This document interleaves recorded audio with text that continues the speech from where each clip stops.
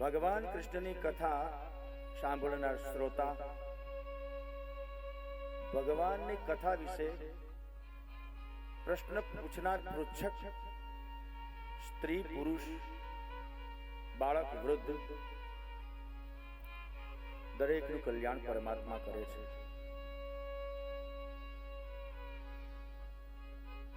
તમને એક કથા કહું.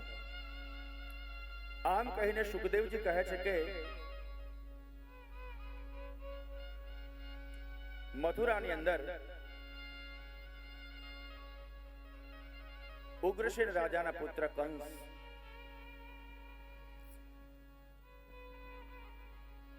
અતિશય અભિમાની, તુંડ મિજાજી, મુત્સદ્દી. પિતા ઉગ્રસેનને કહી દીધું, પિતા હવે તમારી ઉંમર થઈ, તમે આરામ કરો, હવે રાજા હું થાઉં છું. ઉગ્રસેનની ઈચ્છા ન હોવા છતાં કંસ છે એ રાજા થઈને બેઠા છે.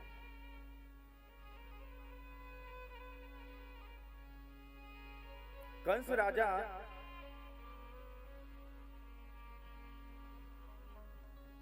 ધરારથી થયેલા રાજા છે.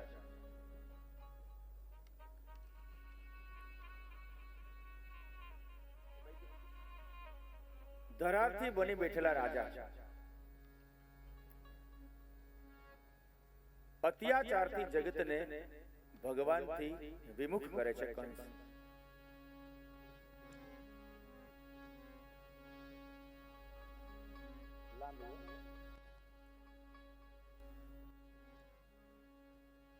રાજા કંસનું સામ્રાજ્ય ફરતીકોર પથરાયેલું છે. અનેક રાજાઓને પોતે જીતી એ રાજાઓને પોતાના ગુલામ બનાવ્યા છે. કંસે મહારથી છે, પરાક્રમી શૂરવીર છે. અનેક દૈત્યોને હરાવીને પોતાના શરણે લાગ્યા છે કંસ.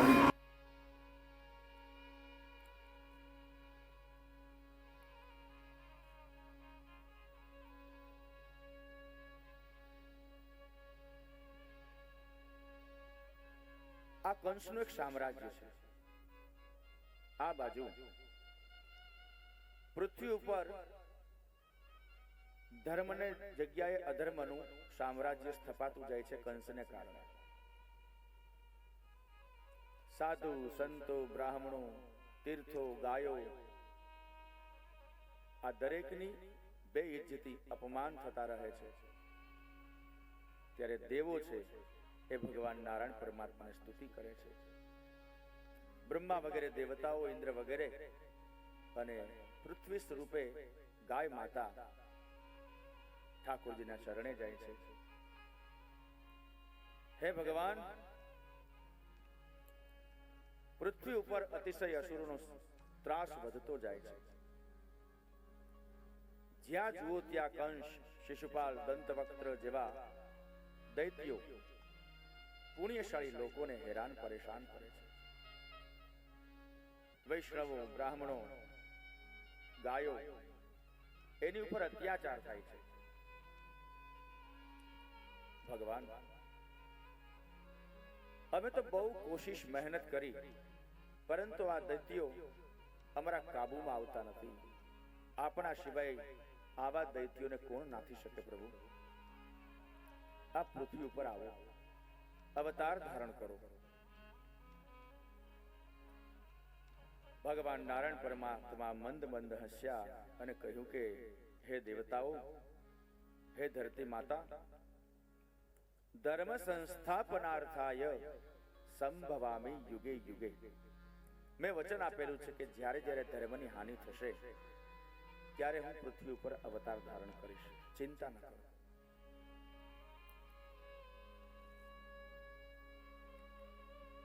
આ બાજુ મથુરામાં દેવક રાજાની પુત્રી દેવકીના લગ્ન વસુદેવજી સાથે થયા છે. દેવકી કંસની બહેન છે, કાકા મોટા બાપાની બહેન છે, પરંતુ બહેન છે. લગ્ન મંડાણા એના. કંસને દેવકી પ્રત્યે અપાર પ્રેમ છે. ભલે ગમે એવો હતો, પણ દેવકી પ્રત્યે એને અતિશય પ્રેમ. લગ્નની અંદર કંસ રાજાએ બેફામ ધન વાપર્યું છે. અનેક પ્રકારના ઉત્સવો, ઢોલ નગારા, શહેનાઈ, મૃદંગ, લોકોને હોંશે હોંશે જમાડ્યા છે, ભોજન આપ્યા છે. ધામે ધૂમે દેવકીજીના લગ્ન થયા વસુદેવજી સાથે. કરિયાવર દાઈજો પણ કંસે પોતાની બહેનને ખૂબ ખૂબ આપ્યો છે. દેવકી ખુશ છે, વસુદેવજી ખુશ છે, કંસ ખુશ છે. દેવકીની વિદાયનો પ્રશ્ન સમય આવ્યો. કંસ ખૂબ રડે છે. ભાઈ અને બહેનનું મિલન. દેવકીને હૃદયના આંસુ છે કે આજે મારે મારું માવતર મૂકવાનું છે. બીજાના ઘરને પોતાનું ઘર મારે માનીને જીવવાનું છે. એક એવી પળ છે દીકરી માટે, કન્યા માટે, કે એક ક્ષણની અંદર પોતાના ઘરનો ત્યાગ કરી પોતાના માતા પિતાનો, ભાઈ ભાંડુનો, કાકા કાકીનો, મામા મામીનો, સખી સાહેલીનો, પોતાના ગામનો, પોતાની જે દરેક જે વસ્તુ છે એ ઘડીના છઠ્ઠા ભાગની અંદર ત્યાગી દઈ અને જ્યારે પૈડું સિંચવાનો સમય આવે એ જ ક્ષણે એ દીકરી માતૃગૃહના, માતા પિતાના ઘરની દરેક વસ્તુનો ત્યાગ કરી દે. એક અતિશય કઠિન અને કરુણ સમય છે આ દીકરી માટે. એને જ્યારે એમ થાય છે કે બસ આ ઘરને મારા છેલ્લા જય શ્રી કૃષ્ણ, છેલ્લા છેલ્લા રામ રામ, હવે કદાચ હું અહીંયા પાછી આવીશ તો મહેમાન તરીકે આવીશ. મારા ભાઈ ભાભી મને આવું કહેશે. આવો એ મહેમાનને કહેવાય. ઘરની વ્યક્તિ વાડીએથી ઘરે આવે કોઈ ખેડૂતો, આવો આવો આવો એમ કોઈ કહેતું નથી, કારણ કે આ ઘરની વ્યક્તિ છે. દીકરી મતલબ ભાઈ બહેન, માતા પિતા, આ બધા ઘરમાં ને ઘરમાં રહે છે. ગામમાં જાય, ઘરે આવે, કોઈ આવો આવું ન કરે. અરે ઠીક છે, ક્યાંક લગ્ન પ્રસંગમાં ગયા અને 2 દિવસ પછી આવે તો આવકારો નથી આપવાનો, કારણ કે પોતાના છે, પોતિકા છે. જ્યાં પોતાપણું છે ત્યાં માન સન્માનની અપેક્ષા ન હોય. વેવાઈ થઈને ક્યાંક જાય અને જો માન ન મળે, આવો એમ ન કહે, બેસવા માટે આસન, ખુરશી, સોફો ન આપે તો આપણને દુઃખ લાગે. પાણી ન પાય, ચા ન પાય, ભોજન ન કરાવે તો આપણને બહુ દુઃખ લાગે છે. મોટો કલેક્ટર હોય, ધારાસભ્ય હોય, પોતાની ઘરે જાય ત્યારે આવો બેસો, શું લેશો, ચા, કોફી, દૂધ, ઠંડુ, આવું ઘરમાં ઘરમાં હોય. પીવું તો ફ્રીજમાં પડ્યું પી લ્યો, બીજું શું. તો એ પદાધિકારીઓ, મહેમાનો પોતાની ઘરે તો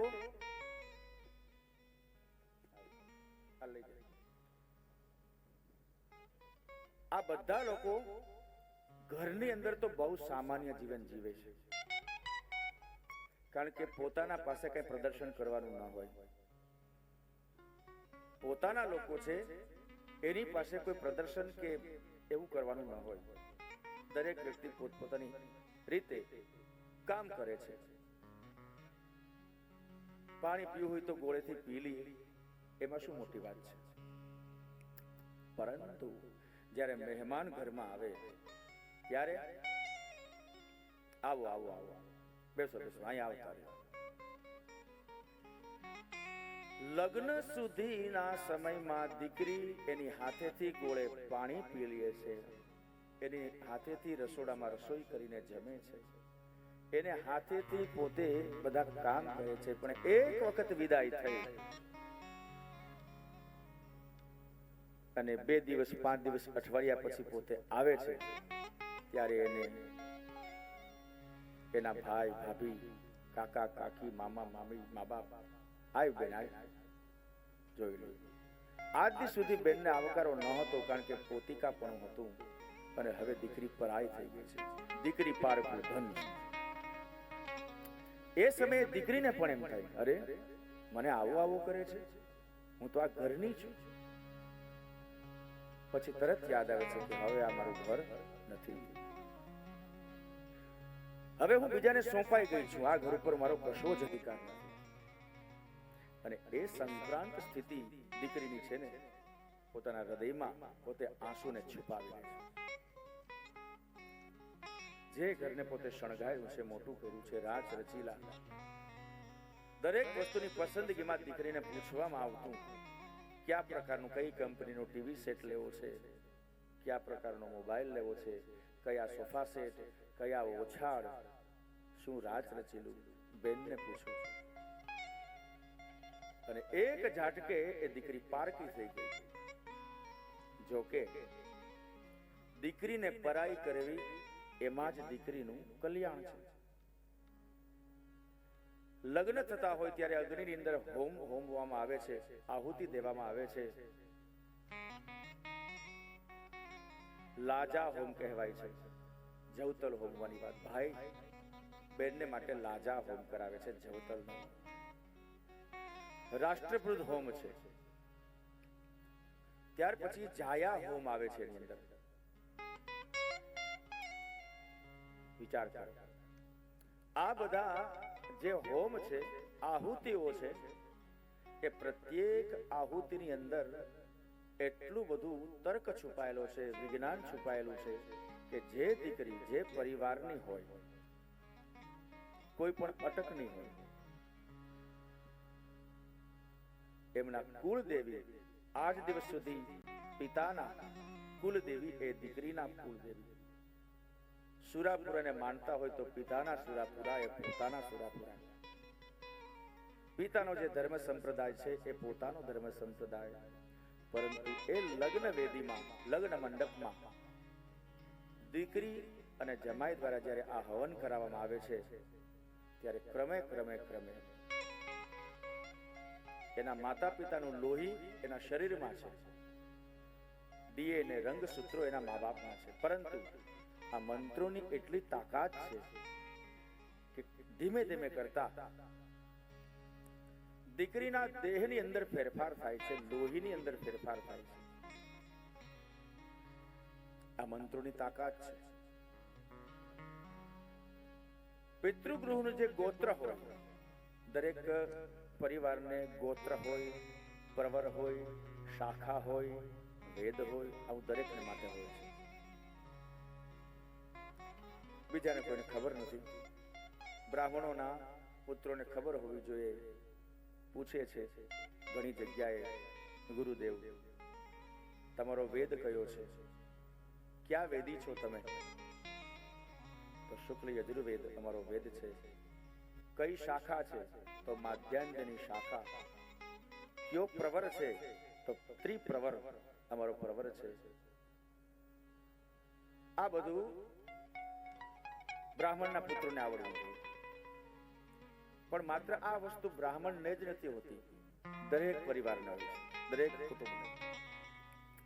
તો એ વેદ પ્રવર શાખા આ મંત્રોથી દીકરીના ધીમે ધીમે બદલાવા માંડે છે, ચેન્જ થવા માંડે છે. હસ્તમેળાપ થાય છે, સ્પર્શથી ઘણું બધું પ્રાપ્ત થાય છે. મિત્રો, એ વર અને કન્યાનો હસ્તમેળાપ થાય અને મંત્રોની વચ્ચે એ વર અને કન્યાના હસ્તમેળાપથી ઉત્પન્ન થતો સ્પર્શ અને એમાંથી થતું એક રસાયણ દીકરીને એના માતા પિતાથી ધીમે ધીમે દૂર લઈ જવાની મદદ કરે છે. સાસરે જાય છે, પોંખવામાં આવે છે, ગણપતિની માતૃકાની પૂજા કરવામાં આવે છે. બાપાની ઘરે, પિતાની ઘરે કુલદેવી કયા હતા અને અહીંયા કયા છે. મન માનવા તૈયાર થતું નથી દીકરીનું કે કાલ સુધી તો અમારા કુળદેવી આ હતા અને આજે અરે આજ સવાર સુધી ગણપતિ કુળદેવીને વંદન કર્યા ત્યારે મારા કુળદેવી તો આ હતા અને આજે શાંત થઈ ત્યાં તો મારા કુળદેવી ફરી ગયા. જુઓ, આ અન્યાશ્રય નથી, યાદ રાખજો. એક દેવને પૂજવા અને પછી બીજા દેવને પૂજવા અને બીજા ભગવાન, એને અન્યાશ્રય કહ્યો છે. આચાર્ય શ્રી મહાપ્રભુજીએ એને અન્યાશ્રય કહ્યો છે. કોઈ પણ અન્યનો આશ્રય નહીં, માત્ર એકાશ્રય ભગવાન શ્રી બાલકૃષ્ણ. તો પુષ્ટિ સંપ્રદાયની અંદર અન્યાશ્રય કરવાની ના પાડી છે અને કરવો પણ નહીં. કારણ કે આ ભગવાનને ઓલા ભગવાનને ઓલા ભગવાનને કેટલા ભગવાનો એની પર શ્રદ્ધા રાખે, એમાં ક્યાંય ન રહે વ્યક્તિ. પોતાના મનને કેન્દ્રિત કરવા માટે કોઈ પણ એક દેવની ઉપાસના, એવો પુષ્ટિ સંપ્રદાયનો સિદ્ધાંત છે.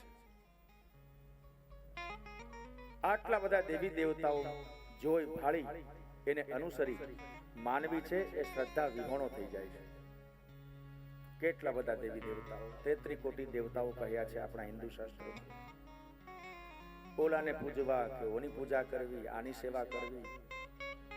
વલ્લભાચાર્ય પ્રભુજીએ એક જ કહ્યું કે ભગવાન બાલકૃષ્ણ પ્રભુનું જે 11 વર્ષ અને 52 દિવસનું સ્વરૂપ છે, બસ એ જ આપણા ઈષ્ટ, એ જ આપણા ભગવાન.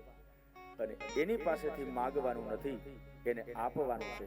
એટલે સેવાનો ઉપક્રમ પુષ્ટિ સંપ્રદાયમાં કહેવાય છે. પણ દીકરી માટે, સાસરે જવા વાળી દીકરી માટે એ નિયમ લાગુ પડતો નથી. ઘરના બીજા બધા સભ્યોને, પુરુષોને, દીકરાઓને લાગુ પડે અન્યાશ્રય ન કરવો તે. પરંતુ દીકરી માટે પિતાના ઘરની અંદર રહેલો ધર્મ, સંપ્રદાય, કુલદેવી, એ તો ઠીક, ગોત્ર, આ બધું ફરી જવાનું છે, પરિવર્તન પામવાનું છે. જેવા લગ્ન થયા એ દીકરી એના સાસરા સસુર ગૃહે જે ધર્મ સંપ્રદાય છે એનું આચરણ કરવાનું રહેશે. સસરાના પક્ષનું ગોત્ર પોતાનું ગોત્ર કહેવાશે, સસરાની અટક પોતાની કહેવાશે, પતિની કુલદેવી પોતાની કહેવાશે. એમના સુરપુરુષ સુરાપુરા હવે એ દીકરી ના થાય. પિતાના ઘરની અંદર કંઈક અલગ વાતાવરણ હતું. સવારે 8-9 વાગે ઉઠતી બાપની ઘરે લીલા લહેર હતા. સાસરાની ઘરે 5 વાગે 6 વાગે વહેલું ઉઠવું પડશે. પિતાની ઘરે હતી ત્યારે ટીવી, મોબાઈલ વગેરેની અંદર મદમસ્ત હતી દીકરી. સાસરાની ઘરે મર્યાદા રાખવી પડશે. આખા શરીરને જ નહીં, મનને પરિવર્તિત કરવું પડશે. એમાં ફેરફાર લાવવો પડશે. અને એ જો કોઈ કરી શકતું હોય તો એ દીકરી જ છે. પોતાના મન વચન કર્મને ફેરફાર કરવાના છે. અઘરું છે. કોઈની ઘરે જવું હોય, 2-4 દી રોકાવાનું થાય તો એ મારી પથારી ફરે એટલે મને નીંદર ન આવે. ઘણા આવે, હું મારી જગ્યાએ શું ત્યારે જ મને નીંદર આવે. આવું દરેકને હોય છે. વાતાવરણ ફિટ ન થાય, બોલી ચાલી ફિટ ન થાય, ખાવા પીવામાં ઘરે તીખું ખાતા હોય, મહેમાનની ઘરે મોળું ખાવાનું ન ભાવે, ઘર સિવાય. કારણ કે ઘર, એના સભ્યો, એના વાતાવરણ સાથે વ્યક્તિ ફિટ બેસી ગઈ છે. દીકરી પણ પોતાના બાપના ઘરની અંદર મેચ થઈ ગઈ છે, ફિટ બેસી ગઈ છે. પણ એ બધું છોડી અને જે સસુર ગૃહ હોય, સાસરનું છે, એના બધા કાયદા કાનૂન એને અપનાવવા પડશે. અને એટલા માટે સાસરે જતી દીકરીને અશ્રુના પહાડ વહે છે. પિતા માતાને એમ થાય છે કે અરે, એક સુંદર મજાનું પુષ્પ, એને જલ સિંચ્યું, ખાતર પાણી નાખ્યા, એને કેળવણી આપી, અને એ જ્યાં ફૂલ ખરા અર્થમાં ખીલ્યું ત્યારે કોકને આપી દેવાનું છે. भंवरे ने खिलाया फूल, फूल को ले गया राजकुमार। भमरो छे ए फूलना छोड़ पर आवे छे। જ્યારે નાનું એવું ફૂલ હોય, ફૂલની કળી, ત્યારથી ભમરો એમાંથી સુગંધ લે છે।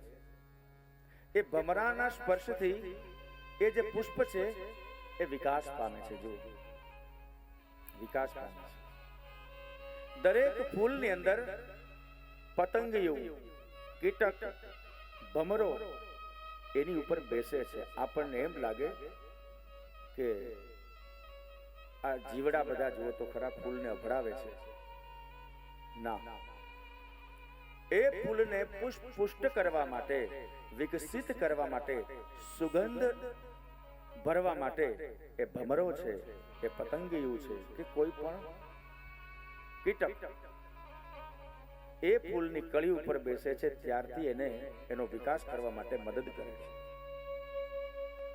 એ કળી સ્વરૂપે ફૂલ ખરા અર્થમાં ખીલે ત્યારે માત્ર એને પાણી પાયું છે એ જ કામમાં નથી આવ્યા, એમાં ખાતર નાખ્યું છે એટલે જ ફૂલ ખીલ્યું એમ નહીં, પરંતુ પતંગિયાઓએ, ભમરાએ એને પુષ્ટ કર્યું છે। એટલા માટે જ भमरे ने खिलाया फूल, फूल को ले गया राजकुमार। आ फूल ने पोष्યું છે ભમરાએ, પરંતુ એ કન્યા રૂપી ફૂલ લઈ જાય છે કોઈ બીજું। દુઃખ આ વસ્તુનું છે, રડવું આ બાબતનું આવે છે દીકરીને, એના મા બાપને, એના ભાઈને, સ્વજનોને। લગ્ન સંસ્થા, લગ્ન પ્રકાર આપણો ભારતીય દર્શનમાં ખૂબ સુંદર રીતે, તાર્કિક અને વૈજ્ઞાનિક રીતે એનું મહત્વ છે। કંસને પણ પોતાની બહેન બહુ વાલી છે, દેવકી। લગ્ન થયા, વિદાયનો સમય આવ્યો, રથની અંદર આરૂઢ થાય છે દેવકીજી અને વસુદેવ। રથનું પૈડું સિંચાવવાનું છે, બ્રાહ્મણો વેદ મંત્રોના ઉચ્ચાર કરે છે। સારથી રથ હાંકવા માટે તૈયાર થાય છે, ત્યાં કંસ કહે છે કે નહીં, મારી બેનને વિદાય હું આપીશ, આ રથ હું ચલાવું છું, કમસે કમ ગામના ગોંદરા સુધી મારી બેનને હું મૂકવા જાઉં છું। આટલો અનહદ પ્રેમ જુઓ। કંસ છે એ રથની રાસ પકડે છે, મૂકવા માટે જાય છે બેનને, એક વસમી વિદાય આપી, ચાલ્યા જાય છે, ચાલ્યા જાય છે। કંસ અપાર પ્રેમ છે પોતાની બેન પ્રત્યે। દેવકી પણ એમ કહે છે કે વાહ, હું કેટલી ભાગ્યશાળી કે મને કંસ જેવો ભાઈ મળ્યો। પરંતુ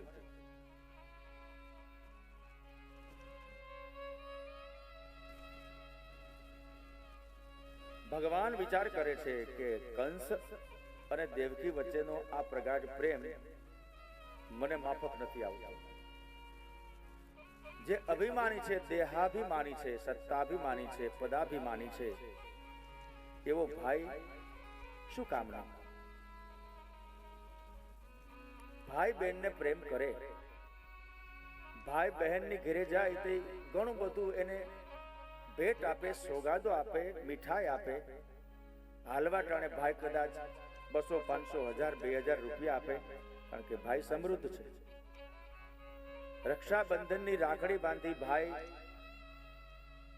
સોનાની બંગડી બનાવી દે, ચૂડલો બનાવી દે, શક્ય છે। મળે છે એટલે બેન ખુશ છે, કોને ના ગમે? પણ એ વસ્તુ હંમેશા સતત યાદ રાખવી પડે કે મારો ભાઈ આ ધન, પૈસા કઈ રીતે કમાય છે, કયા માર્ગેથી મારા ભાઈ પાસે ધન આવે છે। અનીતિનું તો નથી ને, કોઈના ગળા દબાવીને તો મારો ભાઈ કમાતો નથી ને, દાણચોરીના ધંધા કરીને તો મારો ભાઈ પૈસા કમાતો નથી ને। જો આવું હોય તો મારા વીરા મને માત્ર ₹1.25 આપી દે, હું ખુશ થઈ જઈશ। ગરીબ ભાઈ એની બહેનને કેટલું આપી શકે? છતાં મહેનત કરી, મજૂરી કરી એની બેનને રક્ષાબંધનની ભેટ આપે છે. જ્યારે જ્યારે બેનની ઘરે જાય ત્યારે 5-10 રૂપિયા આપી અને પોતાના ભગીની ઋણમાંથી મુક્ત થવાની કોશિશ કરે છે. બહેનને એ વાલું લાગશે અને ભાઈ મા બાપ જેટલું વધારે આપે એટલું કન્યાના માવતરનું માન સન્માન એના સાસરામાં વધે છે. તો બહેનને એવી અપેક્ષા ન હોય કે મને મોટું મોટું મામેરું કરે, મને રક્ષાબંધનમાં ઘણા બધા રૂપિયા આપે. બહેનને પોતાને કશું જોતું નથી, એનો માત્ર એક જ હેતુ છે, બસ મારા માવતરની કિંમત, મારા મા બાપ, મારા ભાઈની કિંમત મારા સાસરિયામાં વધે. પોતાના સાસરીમાં પોતાના મા બાપનું ગૌરવ, પોતાના ભાઈનું ગૌરવ પોતે ઊંચું મસ્તક કરીને જીવી શકે એટલા માટે દીકરી એવું ઈચ્છે છે કે મને જાજુ મામેરું કરજો, મારા હાથમાં જાજુ આપજો. પોતાનો નિજી સ્વાર્થ કશો નથી બહેનનો. આવી ભાવનાથી બહેન જાય છે. ભાઈ વધારે આપે છે તો ક્યાંથી કાઢે છે એ પણ જાણવું જરૂરી છે. દેવકીજીએ વિચારવું જોઈએ કે આટલો બધો દાયજો મને કંસે આપ્યો, કેટલો બધો પ્રેમ કરે છે મને. દેવકીજી એ ન વિચારી શક્યા કે આ ધન ક્યાંથી આવ્યા છે. આ અનીતિનું ધન છે, અધર્મનું ધન છે. કંસને પોતાના દેહનું અભિમાન છે. ભગવાન કહે છે કે ભવિષ્યમાં જે થનારી મારી માં છે એના રથની દોરી કોઈ અભિમાનીના હાથમાં ન હોવી જોઈએ. પ્રભુ લીલા કરે છે.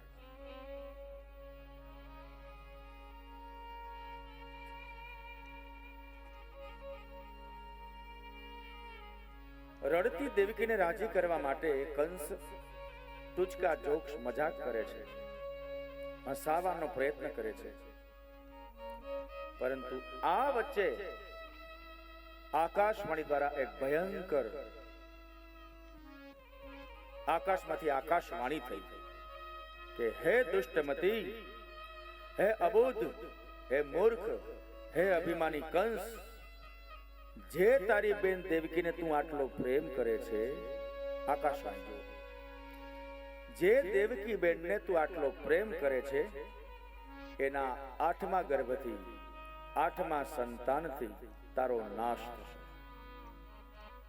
કંસ છે વિહવળ બની ગયો, ચારે બાજુ આકાશમાં જોવા મળ્યો. ફરી પાછી એની એ જ આકાશવાણી, તારી બેનનો 8મું સંતાન તારો નાશ કરશે. રથની રાસ દોરી નીચે પડી ગઈ, રથ ઉપર જ ઉભો થઈ ગયો, બાઘો થઈ અને આકાશ સામે દ્રષ્ટિ કરે છે. આ કોણ બોલે છે? કોણ મને ચેતવે છે? આકાશવાણી ફરી કહે છે કે હા, તારી બેન દેવકીનો 8મો ગર્ભ તારો કાળ બનીને આવશે. કંસનું ચરિત્ર આખું ફરી ગયું, ચહેરાના હાવભાવ બદલી ગયા.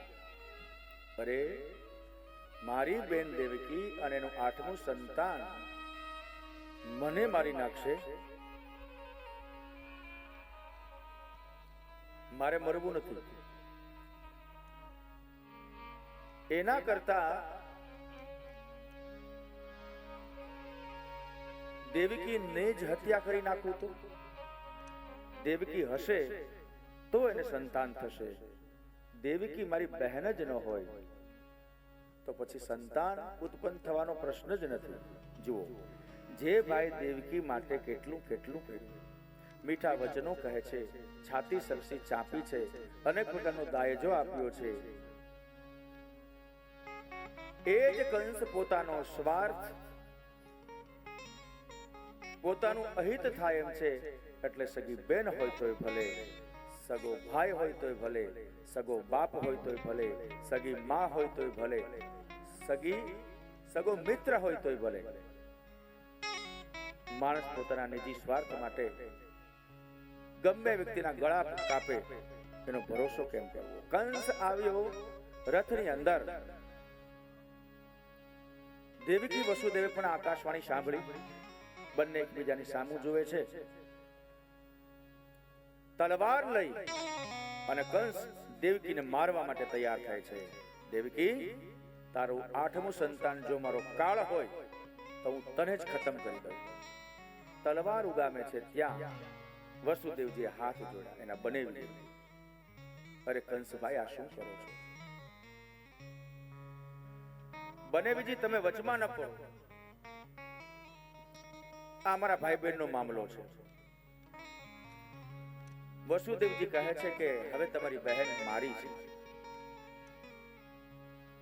તમારી બહેન હવે મારી પત્ની થઈને આવ્યા છે અને મારી પત્નીને કોઈ પણ પરેશાન કરે તો એનો વિરોધ કરવાનો મને અધિકાર છે. એક મારું પતિ ધર્મ છે. વસુદેવજી, હું તો તમને સારા માનતો હતો, સમજદાર. આજે તમે મારી સામે બોલો છો, હું તમારાથી મોટો છું. વસુદેવજી કહે છે કે પત્નીના રક્ષણ માટે, પત્નીને બચાવવા માટે પતિએ અધર્મ આચરવો પડે તો પણ આચરવાની છૂટ શાસ્ત્રમાં દીધી છે. પોતાની પત્નીના રક્ષણ માટે, પુત્ર માટે નહીં, પણ પોતાની અર્ધાંગીની પત્નીના રક્ષણ માટે એ એના પતિને કદાચ અધર્મનું આચરણ કરવું પડે તો પણ શાસ્ત્રોમાં છૂટ આપી છે. કારણ કે પત્ની છે વામાંગ છે. પતિનું ડાબું શરીર એ પત્ની કહેવાય છે. તવ શક્તિ વામાંગે સ્થિતા હૈ ચંદ્રિકા અપરાજિતા. ભગવાન શિવજી, એની અર્ધાંગના, એનું ડાબું અંગ એ માતા સતી પાર્વતી છે. એમ દરેક પુરુષનું ડાબું અંગ એ સ્ત્રી છે.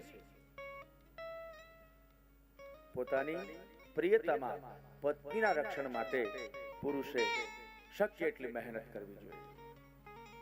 વસુદેવજી કહે છે કે કંસ રાજા મારી પત્ની છે અને તમે એની હત્યા કરો ને હું એમને જોઈ રહ્યું. ઝઘડો કરવો નથી. હું તમને વિનંતી કરું છું કે તમે તમારી બહેનને મારી અને શું મેળવશો? કંસ કહે કે બસ મારી બહેન નહીં હોય તો એને પુત્ર નહીં થાય અને મારો કાળ, મારું મૃત્યુ નહીં આવે. વસુદેવજી કહે થોડું ઠંડા મનથી વિચારો. તમે તમારી બહેનને આપણે મુહૂર્ત સચવાઈ વિદાય આપી દીધી. હવે તમે એને તમારી પાસે રાખો, તમારી નજર સામે.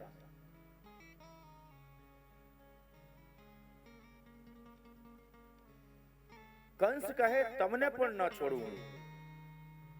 આ તો કાંઈ વાંધો નહીં. વસુદેવજી કહે છે હું પણ આપના શરણમાં રહીશ. શરણમાં એમ નહીં, તમને બંનેને કેદખાનામાં, બંદીખાનામાં, કારાગૃહની અંદર પૂરી દઉં. વસુદેવજી કહે ભલે, કાંઈ વાંધો નહીં. કારાગૃહની અંદર પૂરવામાં આવ્યા વસુદેવ દેવકીજીને અને આજ્ઞા કરી કે તમારા જે સંતાનો ઉત્પન્ન થાય, 8મું સંતાન ઉત્પન્ન થાય એ મને આપી દેવાનું છે. વસુદેવજીએ કોલ આપ્યો, વચન આપ્યું. હા રાજન, હું તને વચન આપું છું કે અમારું 8મું સંતાન અમે તને સોંપી દઈશું. તું મારી નાખજે. બસ, બહુ સારું. બંદીખાનામાં કેદ કરેલા છે દેવકી વસુદેવને. સમય પસાર થયો. પ્રથમ સંતાન થયું દેવકીની કુખેથી. ખબર મળ્યા કંસને. દોડતો આવ્યો બંદીખાનામાં. ક્યાં છે તારું બાળક? ક્યાં છે તારું બાળક?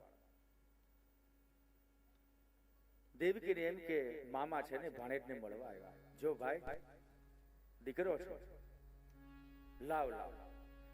દેવકીને એમ કે રમાડશે. પરંતુ કંસે એને પોચીમાંથી પકડ્યો અને મારવા જાય છે. દેવકી કહે છે કે અરે ભાઈ, તું આ શું કરે છે? એની હત્યા કરો છો. અરે પણ શા માટે? બસ. દેવકીજી કહે છે કે તારે તો દુશ્મની તો મારા 8મા સંતાન સાથે છે ને. આને શા માટે મારે છે? કાંઈ ભરોસો નહીં. કારણ કે નારદજી આવી અને ચમકલું કરી ગયા હતા. કંસની પાસે નારદજી આ બનાવ બન્યા પછી આવેલા. શું નારદ નવીનમાં, અરે શું કંસ નવીનમાં. કંસ રાજાએ બધી વાત કરી, આવું આવું થયું છે. દેવકી મારી બેનનો 8મું સંતાન મને મારી નાખશે એવી આકાશવાણી થઈ.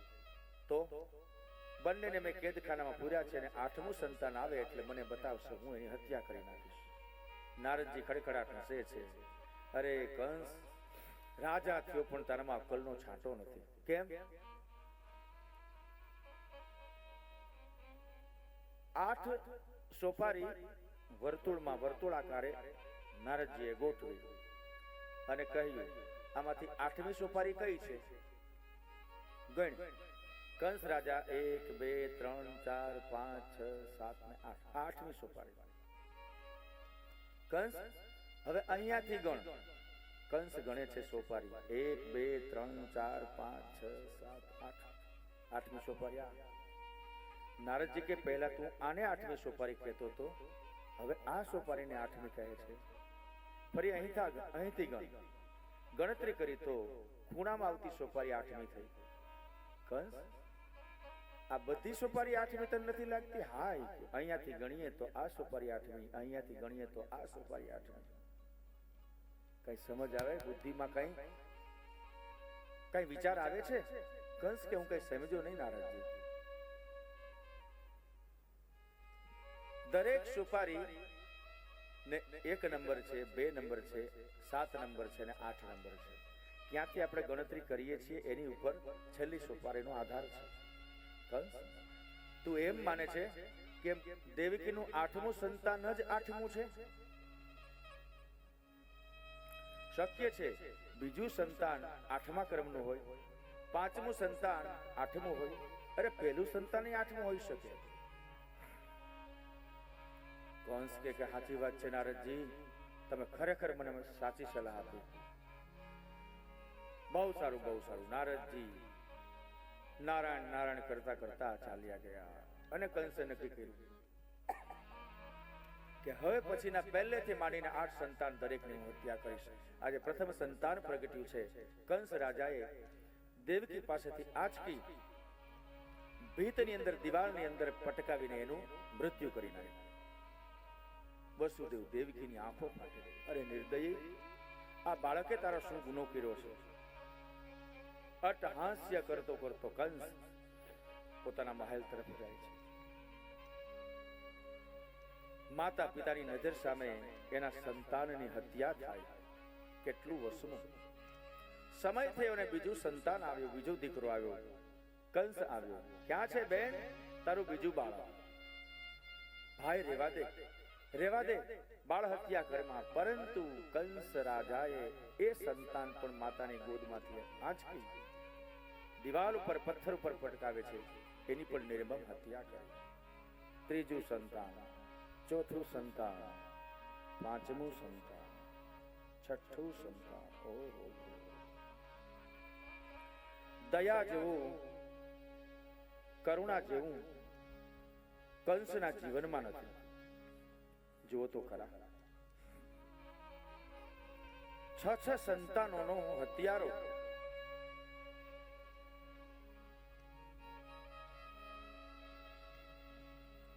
છ સંતાનોનો દીકરાઓના હત્યારો આજે અને સગા ભાણે એને મારે ત્યારે અતિ દોહિલું છે. વસુદેવ દેવકીની સ્થિતિ શું થઈ હશે વિચાર કરો.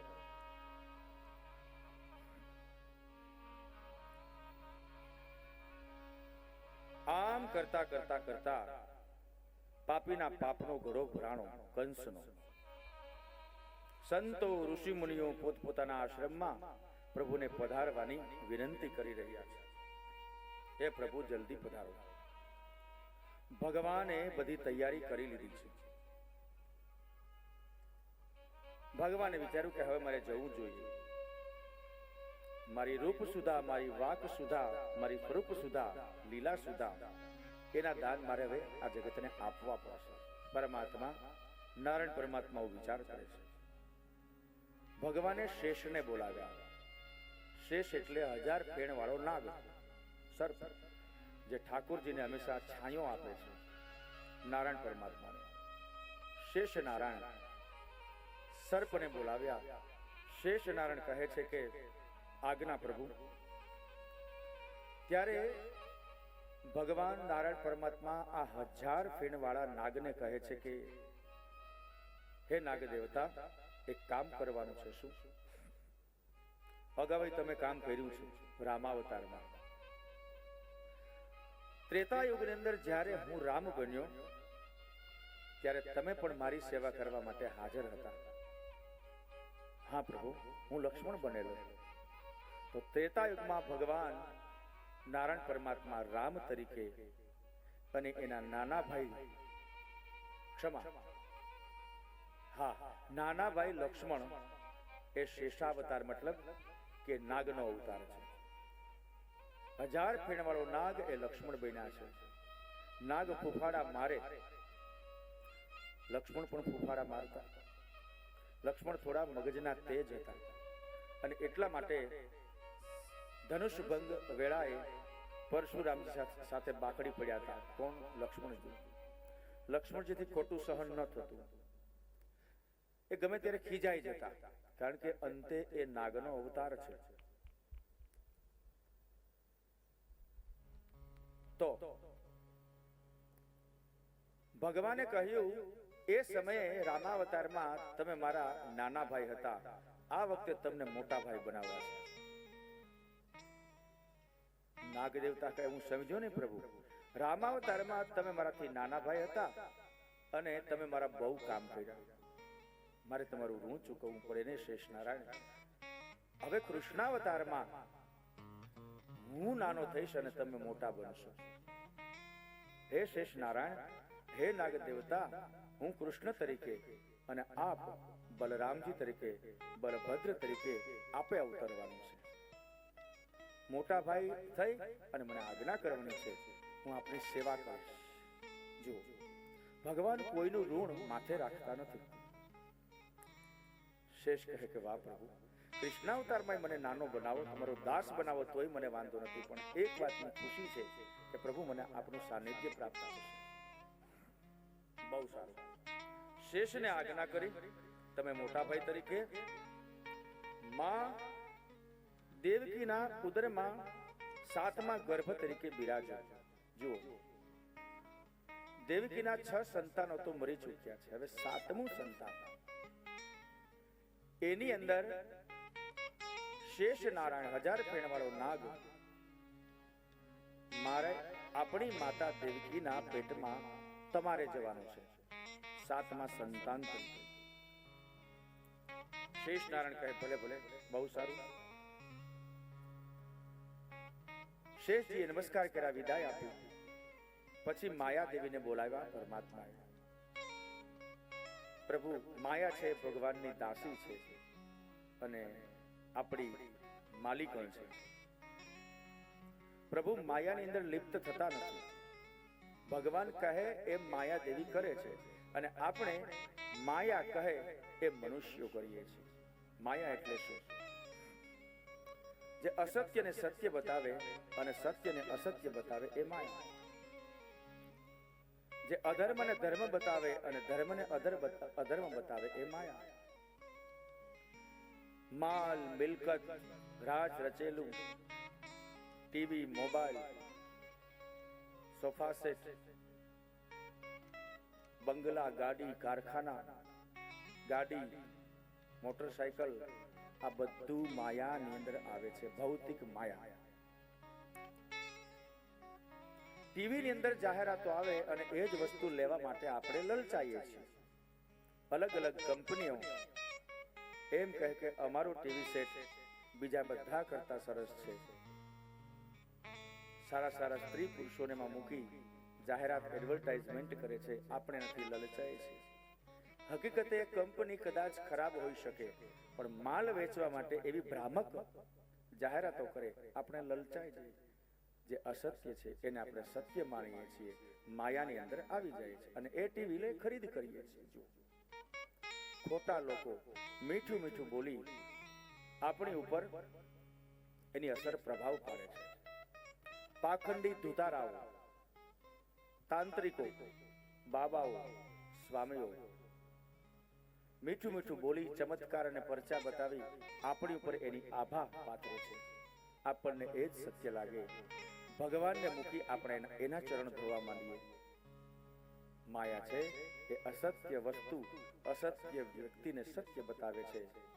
અને જે સત્ય છે ઠાકોરજીના ચરણ, મા બાપ, ગુરુદેવ, એની આપણને પડી નથી. અને જાય છે એવા સાધુડાઓના ચરણ ઉદ્ધાર કરી દેશે. બાપુ આશીર્વાદ દઈ દેશે ને તો લોટરી લાગી જશે, કારખાનું ઊભું થઈ જશે, મિલકતદાર, પૈસાદાર બની જઈશું. સ્વાર્થ તો આપણો છે. ઘેરે બેઠેલા માતા પિતાને વંદન નહીં, ગુરુદેવને વંદન નહીં. જે સત્ય છે એને આપણે અસત્ય માનીએ છીએ, અસત્યને સત્ય માનીને આપણે આગળ વધીએ છીએ. જુઓ, આ બધું માયા કરે છે. તો માયા આપણી શેઠાણી છે, પણ ભગવાન માટે માયા એ નોકરાણી છે, દાસી છે. સુખદેવજી કહે છે, પરીક્ષિત, ભગવાને માયાદેવીને આજ્ઞા કરી. માયાદેવી હાજર થયા અને માયાદેવીને કહે છે કે હે માયાદેવી, દેવકીજીના 7મા સંતાન તરીકે હમણાં જ મેં 1000 ફેણવાળા નાગ દેવતાને આજ્ઞા કરી છે કે મારી માતાના 7મા બાળક તરીકે શેષ નારાયણ નાગ દેવતા બિરાજમાન છે.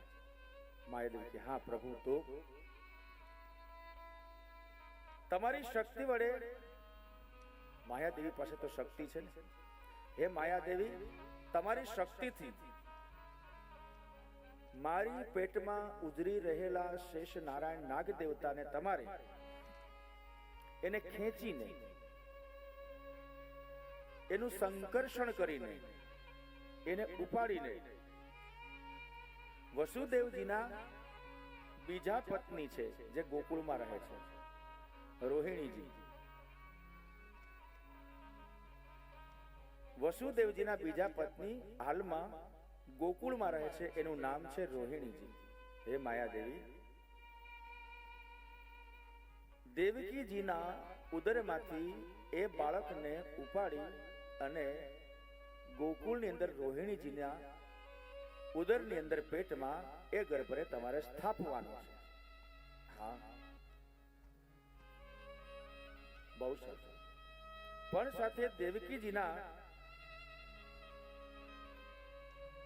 એ જે રોહિણીના ગર્ભમાં જે દેવકીનું બાળક રોહિણીજીના પેટમાં મૂકવામાં આવશે, એ બલભદ્ર, બલરામજી તરીકે પ્રગટ થશે અને દેવકીજીનો જ પુત્ર ગણાશે. ભલે રોહિણીજીએ જન્મ આપે, પણ છે એ બાળક દેવકીજીનું.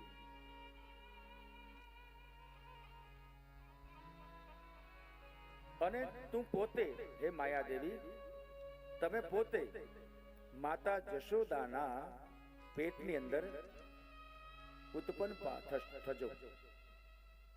તમે દીકરી તરીકે જશોદાના ઉદરની અંદર બિરાજમાન થજો. અને હું, ભગવાન કહે છે, હું દેવકીજીના 8મા સંતાન તરીકે માતા દેવકીજીના ઉદરમાં મોટો થઈશ. તો ભગવાને અગાઉથી બધી વ્યવસ્થા કરી રાખી છે. ફરીથી ટૂંકમાં કહી દઈએ કે શેષ નારાયણ નાગ દેવતા દેવકીજીના 7મા સંતાન તરીકે અંદર બિરાજશે. માયાદેવી એ દેવકીજીના 7મા સંતાનને સંકર્ષણ કરી અને ગોકુળમાં રહેલા રોહિણીજીના ઉદરની અંદર દેવકીનું 7મું સંતાન સ્થાપિત કરશે. માયાદેવી ખુદ ગોકુળમાં રહેલા જશોદાજીના પેટમાં દીકરી તરીકે મોટા થશે અને ભગવાન પોતે દેવકીજીના 8મા સંતાન તરીકે દેવકીજીના ઉદરમાં મોટા થશે. જો પરમાત્માએ કેટલી બધી વ્યવસ્થા ગોઠવી રાખી છે. આ બધું એમને નથી થતું. આવું માત્ર ભગવાન જ કરી શકે અને એમાં શંકા કરવી એ મૂર્ખાઈ છે. આજનું સાયન્સ વિજ્ઞાન કદાચ આ વાતને હાસ્યાસ્પદ ગણી અને કાઢી મૂકે. અત્યારે હાર્ટ ટ્રાન્સપ્લાન્ટેશન થાય છે, હૃદયનું પ્રત્યારોપણ. એકનું હૃદય બીજા હૃદયમાં ફિટ થાય છે. એક વ્યક્તિના વાલ એમાંથી કાઢી અને બીજાના શરીરમાં એને પ્રત્યાર્પિત કરવામાં આવે છે, ટ્રાન્સપ્લાન્ટ કરવામાં આવે છે. તો આજના સમયમાં માત્ર આટલું જ વિજ્ઞાન છે, છતાં આવું થાય છે. તો એ સમયે ટ્રાન્સપ્લાન્ટેશન ની બુદ્ધિમત્તા આપણા ઋષિ મુનિઓ પાસે હતી જ. ઋગ્વેદમાંથી શસ્ત્રક્રિયા પ્રગટ થઈ છે, જે સર્જરી, ઓપરેશન જે કહેવાય છે, એનું મૂળ કથાનક, એનું મૂળ જે છે રૂટ, એ ઋગ્વેદ સંહિતામાંથી મળે છે. અલગ અલગ ઋષિ મુનિઓએ ચિકિત્સા પદ્ધતિ, શસ્ત્રક્રિયા, રોગોનું ઉન્મૂલન કરવું, મધુપ્રમેહ જેને ડાયાબિટીસ કહીએ, બીપીની તકલીફ જેને રક્તચાપ કહેવાય છે, તો આ બધા દર્દો ત્યારે પણ હતા. પણ આપણા ઋષિ મુનિએ આયુર્વેદ ભિષક નામનો ગ્રંથ રચ્યો છે, અને એ સમયે પણ આ બધા રોગોનું નિદાન થતું, શસ્ત્રક્રિયા પણ થતી. એ તો ઠીક, પણ એક વ્યક્તિનું માથા ઉપર એ કાપી અને બીજું માથું ચડાવવાની, ભગવાન ગણેશજી શરીર છે એ પુરુષાકાર અને માથું છે એ હાથીનું. દક્ષ પ્રજાપતિ ભગવાનના ક્રોધને કારણે એનું માથું કપાઈ ગયું. એ દક્ષ પ્રજાપતિનું શરીર પુરુષનું, માથે બકરાનું મોઢું. તો આજના સમયમાં જો એ થઈ શકતું હોય તો પહેલા હતું. માત્ર એને રિનોવેટ કરેલું છે, એની માત્ર રિસર્ચ કરેલ છે, સર્ચ નહીં. ટુ સર્ચ આઉટ એટલે શોધવું, ગોતવું. તો અત્યારે જે છે એ માત્ર સર્ચ નથી, રિસર્ચ છે. રિસર્ચ એટલે ફરીથી ગોતવું. ઢંકાયેલું છે એ ગોતવું. મીઠાઈ એક બોક્સની અંદર છે, મીઠાઈ તો છે જ. જે વ્યક્તિ આપણને આપે છે એ માત્ર ઢાંકણું ખોલીને પેંડો આપણા મુખમાં મૂકે છે. ઇનફેક્ટ એ પેંડા કે મોહનથાળ એ વ્યક્તિએ બનાવેલો નથી. તો માત્ર રિસર્ચિંગ એટલે ટુ ડિસ્કવર, એ ખોલે છે, હકીકતે તો છે. તો આપણા શાસ્ત્રો ઓલરેડી બધું બનાવેલું છે જ. અત્યારનો આધુનિક યુગ, મેડિકલ સાયન્સ કે વિજ્ઞાનીઓ એનું રિસર્ચ કરે છે. સર્ચ તો થઈ ચૂકેલું જ છે, શોધ થઈ છે, માત્ર પુનઃ શોધ જેને કહેવાય એવું છે. અને એટલા માટે સાયન્સ એન્ડ ટેકનોલોજી રિસર્ચ વિભાગ છે આપણો કેન્દ્ર સરકારનો, ત્યાં આવું બધું થાય. ભગવાને આ વ્યવસ્થા ગોઠવી, પ્રભુની આજ્ઞા મુજબ બધું કામ થયું. પ્રભુની આજ્ઞા મુજબ બધું કામ થવા લાગ્યું. અને હવે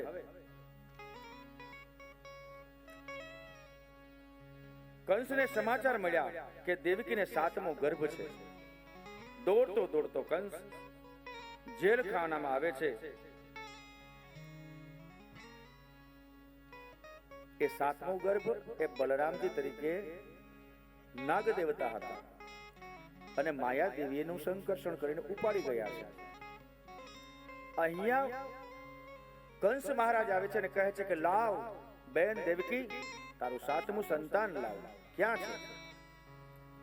ત્યારે દેવકીજી કહે છે કે ભાઈ, મને પ્રસવ થઈ ગયો છે, 7મા ગર્ભનો 7મું બાળક, મને કશું આવડ થઈ ગયું છે, મિસ ડિલિવરી થઈ ગઈ છે, તું જો. કંસે જોયું કે હા લાગે છે તો ખરું કે અહીંયા પ્રસવ થઈ ગયો છે બાળકનો, કાંઈ વાંધો નહીં. હવે કંસ સાવધાન થઈ ગયો. હવે આવનારું બાળક એ 8મું અને એ મારું મોત. કહેવાય છે કે જેઠ અષાઢ બંને મહિનાઓ ગયા, શ્રાવણ મહિનો આવે છે, દિવાળીયું ગયું, અંધારિયું આવ્યું, એકમ, બીજ, ત્રીજ, ચોથ, પાંચમ, છઠ, સાતમ અને આઠમ આવી શ્રાવણ મહિનાની અંધારી. દેવતાઓ ભગવાનના આગમનની રાહ જોઈ રહ્યા છે, સ્તુતિ કરી રહ્યા છે અને એમ કહેવાય છે કે ભગવાન દેવકીની ગર્ભમાંથી પ્રગટ થાય છે.